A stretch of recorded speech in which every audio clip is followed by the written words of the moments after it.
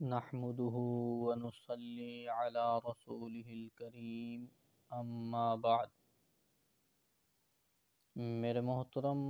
دوستو، شریعت مطہرہ نے ہمیں رشتے ناطے جوڑنے کا حکم دیا ہے کہ انسان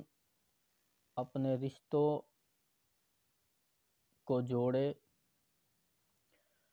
جو اس کے تعلق والے ہیں، رشتہ دار ہیں، ان کے ساتھ ملنا ملانا رکھے، ان کے ساتھ تعلق بحال رکھے، اور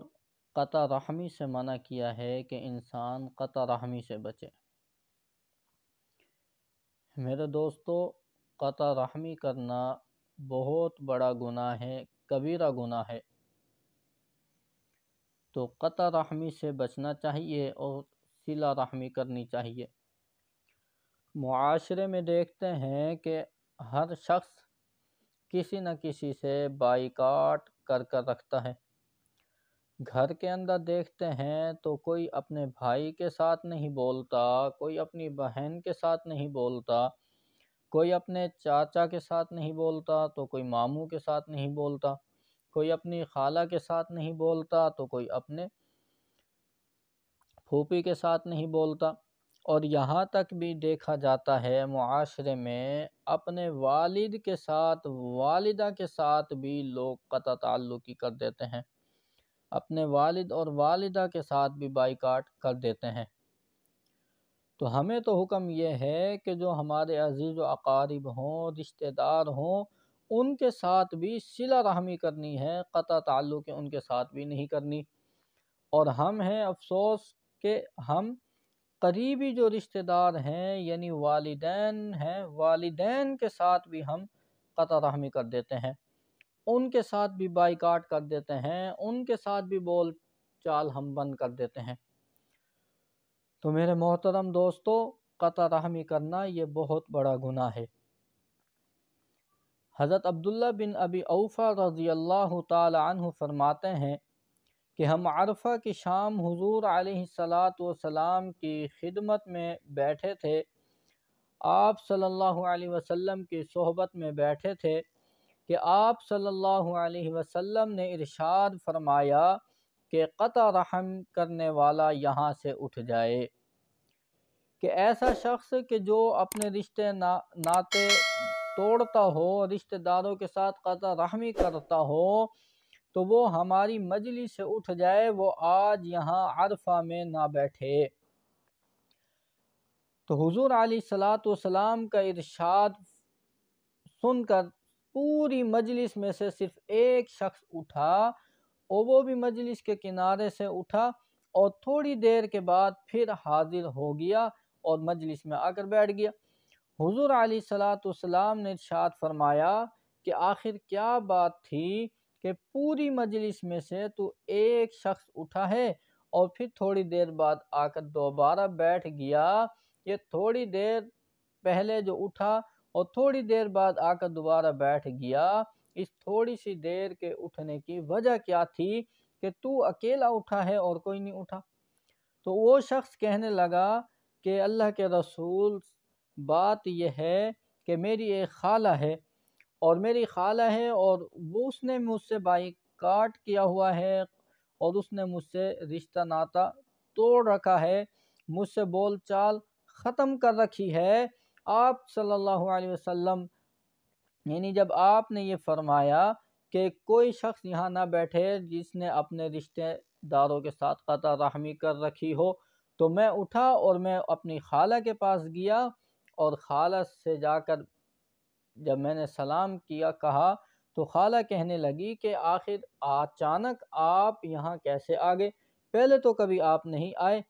تو میں نے ان کو بتلایا کہ حضور صلی اللہ علیہ وسلم نے یہ فرمایا ہے، تو انہوں نے پھر میرے لیے استغفار کیا اور میں نے ان کے لیے استغفار کیا۔ ہم آپس میں جو بول چال بند کر رکھی تھی، ہم نے بول چال شروع کر دی، اور ہم نے صلہ رحمی کی اور قطع رحمی ختم کی، اور دوبارہ آ کر میں آپ کی مجلس میں بیٹھ گیا۔ حضور علیہ السلام نے فرمایا کہ تو نے بہت اچھا کیا ہے کہ تو نے یہ عمل کر لیا، اور اس کے بعد حضور علیہ السلام نے فرمایا کہ اللہ رب العزت اس قوم پر رحمت نہیں فرماتے کہ جس قوم میں قطع رحمی کرنے والا موجود ہو۔ اللہ اکبر۔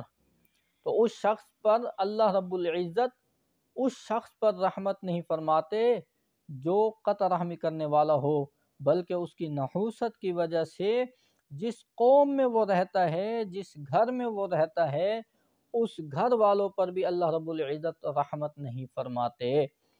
اور اس گھر نہیں بلکہ پورے معاشرے پر، جو پوری قوم کے اوپر، کہ جس ایک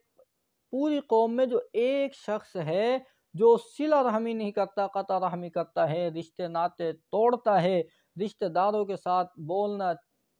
بند کرتا ہے، بول چال بند کرتا ہے، ان کے ساتھ تعلقات ختم کرتا ہے، تو ایسے شخص کی وجہ سے اللہ رب العزت پوری قوم کو رحمت سے محروم فرما دیتے ہیں۔ پوری قوم پر اللہ کی رحمت نہیں ہوتی کہ جس قوم میں ایک شخص بھی ایسا ہو۔ تو ہم اندازہ کر لیں، ہم غور کر لیں کہ جہاں پوری قوم کے ایک شخص کی وجہ سے اللہ کی رحمت سے محروم ہو جاتی ہے، تو وہاں ایک گھر کہ جس کے اندر 10 افراد ہیں، اور اس ایک گھر کے اندر کہ 2 بھائی ہیں اور وہ آپس میں نہیں بولتے، اس ایک گھر کے اندر کہ بیٹا ہے وہ اپنے والد کے ساتھ نہیں بولتا، تو ایک گھر کے اندر جو قطع رحمی کرتے ہیں کہ 10 افراد ہوتے ہیں، اور 10 افراد ان میں آپس میں جو ہے بول چال نہیں ہوتی، وہ آپس میں جو ہے نہیں بولتے، اور جو رشتہ دار ایک ساتھ رہتے ہیں، برادری والے ہوتے ہیں، تو ان میں جو ایسے لوگ ہوتے ہیں کہ جو ایک دوسرے سے نہیں بولتے، اور سالوں سال گزر جاتا ہے کہ ہم ایک دوسرے سے نہیں بولتے۔ اور کیوں نہیں بولتے؟ صرف بغض کی وجہ سے، حسد کی وجہ سے، یا پھر تکبر اور غرور کی وجہ سے۔ تو ہم غور کر لیں، سوچ لیں کہ کتنا بڑا گناہ ہے قطع رحمی کرنے کا، کتنا بڑا گناہ ہے کہ اللہ رب العزت کی رحمت سے پوری قوم محروم ہو جاتی ہے اس ایک شخص کی وجہ سے۔ تو ایک شخص کی وجہ سے پوری قوم اللہ کی رحمت سے محروم ہو جاتی ہے۔ تو اس لیے چاہیے کہ ہم صلہ رحمی کریں۔ دوستو، صلہ رحمی کرنا یہ اسلام کا بہت بڑا حکم ہے، صلہ رحمی کرنا بہت بڑا حکم ہے۔ حضور علیہ السلام نے فرمایا، حضرت عبداللہ بن سلام رضی اللہ تعالی عنہ فرماتے ہیں کہ حضور علیہ السلام جس وقت مدینہ منورہ میں تشریف لائے، تو آپ ابھی تشریف لائے تھے اور صحابہ کرام کا ہجوم آپ کی طرف آ رہا تھا، اور جوک در جوک لوگ آپ کی زیارت کے لیے آ رہے تھے، تو میں نے سوچا کہ میں بھی چاہتا ہوں اور میں حضور کی زیارت کرتا ہوں، کہ جو اپنے آپ کو کہتا ہے کہ میں نبی ہوں، تو میں جا کر دیکھتا ہوں کہ واقعی نبی ہے، اور جس نبی کی ہم علامات اپنی کتابوں میں پڑھتے تھے، نشانیاں پڑھتے تھے، تو جا کر دیکھ آتا ہوں کہ کیا یہ وہی نبی ہے یا کوئی اور شخص ہے، کیونکہ ایک نبی نے آنا تو ضرور تھا۔ تو حضرت عبداللہ بن سلام رضی اللہ تعالی عنہ جس وقت حضور صلی اللہ علیہ وسلم کی زیارت کرنے آئے، تو فرماتے ہیں کہ سب سے پہلا کلام جو میں نے حضور صلی اللہ علیہ وسلم سے سنا، آپ علیہ السلام نے فرمایا، ایھا الناس، اے لوگو، افشوا السلام، سلام کو پھیلاؤ، وَاطْعِمُوا الطَّعَامَ، اور کھانا کھلاؤ، وَصِلُوا الْأَرْحَامَ، اور رشتہ داریاں جوڑو، صلہ رحمی کرو۔ تو فرمایا سب سے پہلا کلام جو سنا کہ سلام کو پھیلاؤ، کھانا کھلاؤ، اور وَصِلُوا الْأَرْحَامَ، رشتہ داریوں کو جوڑو، صلہ رحمی کرو۔ صلہ رحمی کرنا یہ اسلام کا بہت بڑا حکم ہے۔ صلہ رحمی کرنے والا جنت کے قریب ہوتا ہے، اور قطع رحمی کرنے والا جنت سے دور ہوتا ہے۔ صلہ رحمی کرنے والا دوزخ سے دور ہوتا ہے، قطع رحمی کرنے والا دوزخ کے قریب ہوتا ہے۔ تو صلہ رحمی کرنا یہ اسلام کا بہت بڑا حکم ہے، اور قطع رحمی کرنا یہ اسلام میں بہت بڑا جرم ہے، بہت بڑا گناہ ہے۔ اللہ کی رحمت سے یہ شخص محروم ہوتا ہے، اور اس شخص کی نحوست کی وجہ سے پوری قوم اللہ کی رحمت سے محروم ہو جاتی ہے۔ حدیث پاک میں آتا ہے، حضور علیہ السلام نے فرمایا، کوئی نیک عمل بھی صلہ رحمی سے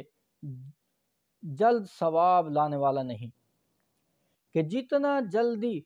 صلہ رحمی کی وجہ سے اللہ رب العزت ثواب عطا فرماتے ہیں، اتنا جلدی کوئی اور عمل ثواب لانے والا نہیں ہے۔